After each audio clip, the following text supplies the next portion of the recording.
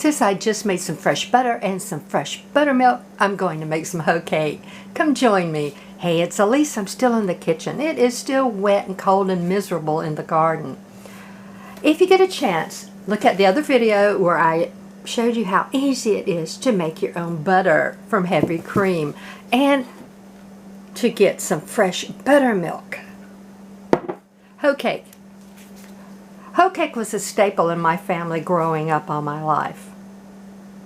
Now there's all different kind of hoe cakes, griddle cakes, Johnny cakes, flat cakes, iron cakes, all kind of names.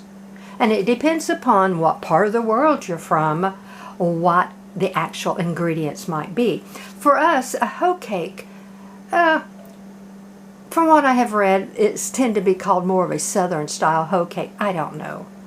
Because my aunt who lived in Wisconsin made it the same way that we do. It is self-rising flour, an egg, some milk. If you want to put a little salt in, if you want to put a little sugar in, you can. Up to you. Basic ingredients. But self-rising flour. Lots of griddle cakes are made with cornmeal. Or people will call hoe cake, and they make it with cornmeal. So it's up to you what ingredients you want to use. One of my grandmothers made a flat hoe cake that she used cornmeal in, and that was it. Cornmeal and water and salt. I know it doesn't sound very appetizing, but put a little honey on it, or I liked it with mustard. It was really good. This hoe cake has pulled me through many bouts of illness. Anytime anyone in the family got sick, we got homemade vegetable soup and hoe cake. Even after I was married, even after I had kids, my mom would make fresh vegetable soup and hoe cake every time we weren't feeling well. I swear, it pulled me through more illnesses. Okay, hoe, the word hoe, H-O-E. It originally meant flat surface or flat iron. So you make your batter and you drop it down on a hot, greased, flat surface. Ingredients, again, can be anywhere in the world, or, can be anything anywhere in the world. All right. 2 cups self-rising flour. I did not sift it. If you want to sift it, you can. To 2 cups flour, normally you want a cup of milk. If you want to add some oil or butter, maybe a third of a cup. I'm not adding additional butter or oil because I left some of the butter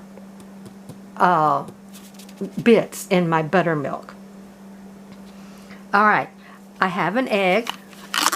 You don't have to beat the egg up. I just beat it up so it's going to blend in a little better for the camera. I've got, maybe a teaspoon of sugar. Again, this is optional. And I've got just, that was salt. And that was about a half a teaspoon of salt. And then about a teaspoon of sugar. And I'm not going to use all of it. Again, those are optional. And you can really fix it up any way you want to. I'm going to pour about half of my buttermilk in. I don't use a beater, I just mix it up. If you don't have enough buttermilk or enough milk, and again, you don't have to use buttermilk. You can use just regular milk. Actually, I have made this with water and no milk at all because I had a child that was lactose intolerant.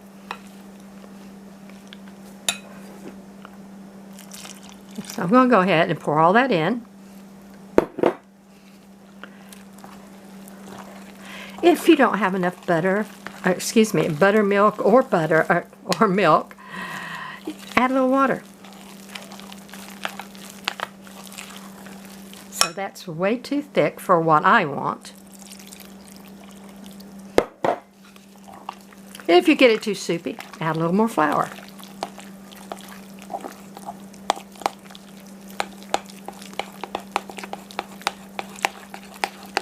And the batter doesn't have to be really smooth.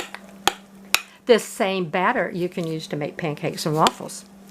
you can use the same batter to make cakes. Just increase your sugar. So you would probably have something like 2 cups of flour and a cup of sugar, a couple of eggs, and maybe a 1/4 cup of oil, whatever you want. And that looks just about right.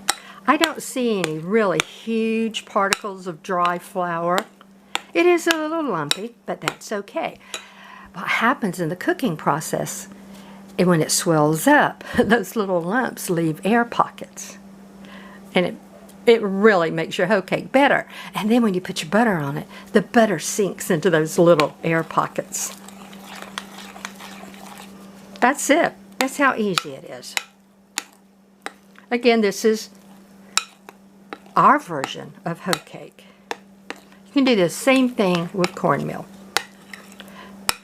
I knew a lady one time, she used the Alabama style flat cornmeal. It didn't rise. And again, it was just the basic cornmeal. I think she did put a little milk in it and just cooked it in a very, very narrow cake on her frying pan. It was good. I'm going to add just a dab more of water.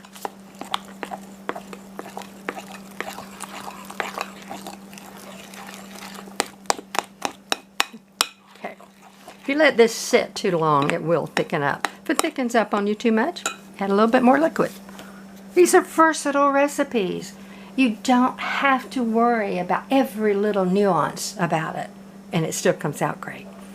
Okay, I'll meet you over at the stove. Okay, I'm over at my stove. And again, I'll apologize, my kitchen's not really set up for filming. I'm doing the best I can. It works out pretty well most of the time. Now, my mother always used a little black cast iron fryer, and we always cooked ours on top of the stove. Some folks put it in the oven. Again, it's up to you. Don't worry about all the little details. It's going to be fine. So I have a nonstick pot fryer here. I'm heating it up some, and some folks use bacon grease, butter, vegetable oil, peanut oil, anything you want to, just to lightly grease the bottom of the pan. That's what I do. And this is, to me, a healthier version because I don't use a lots of grease. Now, if you're cooking it in the oven, sometimes people are a little more liberal with the amount of grease on the bottom because they want a crispy crust. I don't want a crispy crust. I want a soft bread product.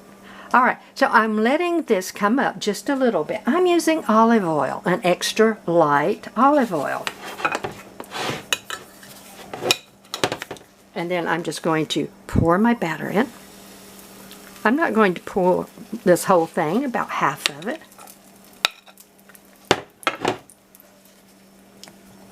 Spread it around a little bit.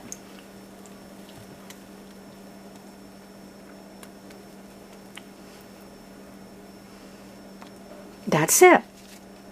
Now, I'm going to turn my burner down on low because you don't want it to burn underneath. This is going to rise up, and when it gets a whole bunch of bubbles on the top, it's time to turn it. I'll be back then. I'm back. Now, I did go ahead and flip it because I was doing something else, and when I walked back into the kitchen, I could smell it just on the tinge of getting too brown. So I did flip it.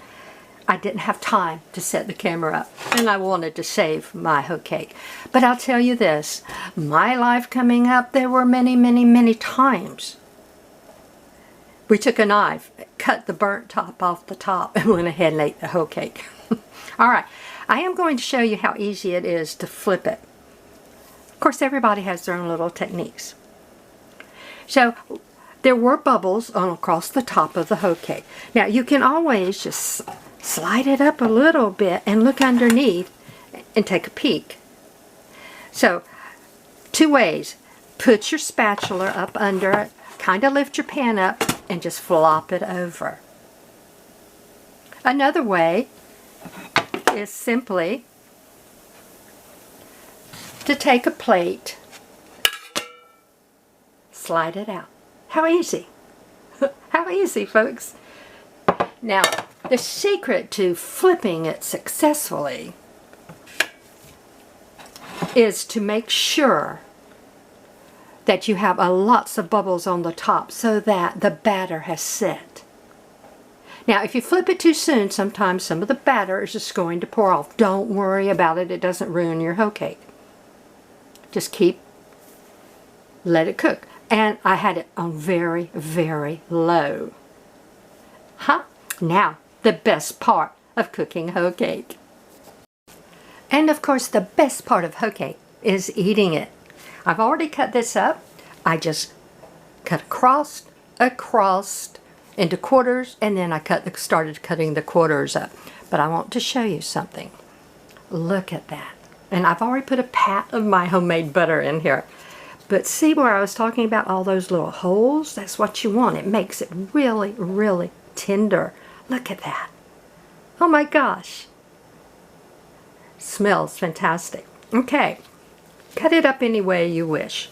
To store it, put it in an airtight container and store it. You can put it in your refrigerator. If you make a bunch of it, you can put it in the freezer. It stores fine. My mother used to always make 2 or 3 of these at one time. Sometimes she didn't make them quite as thick as this. That's up to you. Now, the best part. This is my lunch. This is homemade chicken stew or chicken soup, whatever you want to call it. It is a very easy version. Like I've mentioned before, since I work so much, I had to learn to take shortcuts. But this is a very rich, hearty, delicious stew or soup. And it's a stew or a soup depending upon how much liquid you have in it. Briefly, rotisserie chicken. Leftover rotisserie chicken, leftover roasted chicken. Now, I've never used fried chicken, but of course you could. So this is some rotisserie chicken. What I do is I cut the potatoes up. I boil the potatoes and cut up some onions, boil the onions in a little bit of water, enough to cover the vegetables. When these are almost done, I add a whole bag of mixed vegetables. And so you get your peas, your carrots, your corn, your green beans. If you don't want to do that, just put your own vegetables in. And then I make sure there's enough liquid to cover it all. And I let that cook for a few minutes. Then I throw in my broken up pieces of chicken. Chicken is very tender, just falls all apart. Now, what makes this so good? I add a can of Campbell's condensed chicken soup with herbs. Make sure you get the one that says with herbs. Then you really don't have to do any more seasoning unless you want to add a little salt or pepper. But that herbs just kicks it up. Plus, the cream of chicken soup will thicken up your stew. So if you don't have lots of water left in from your vegetables and you put that can of chicken soup in and you stir it up, you'll get this nice, thick, creamy chicken stew. If you want a soup version, add a little bit more water. That's all there is to it. Now, hoe cake, of course, you have to dip the hoe cake in this liquid. Wow, I can't tell you. Sorry. Can't tell you how good that tastes. Oh my gosh, that is so good. So, how easy, folks. Make your own hoe cake. Any ingredient that you want to add is fine. Now, I have half of my batter left over. I can make another hoe cake. But what I think I'm going to do after I eat lunch is I'm going to make waffles. Because this is really good batter. And I can make my waffles, I can seal them, I can freeze them, I can just keep them in the refrigerator for a day or two, and then I can have fresh waffles. How easy. I can't tell you how good that tastes. Again, don't get hung up on every little bitty detail. It's so easy. All right. I hope you can help the channel grow by liking, sharing, subscribing. Watch a whole video through the end and hit the notification bell. And hopefully we'll be able to get back out in the garden soon. Have a good lunch. I'll talk to you later.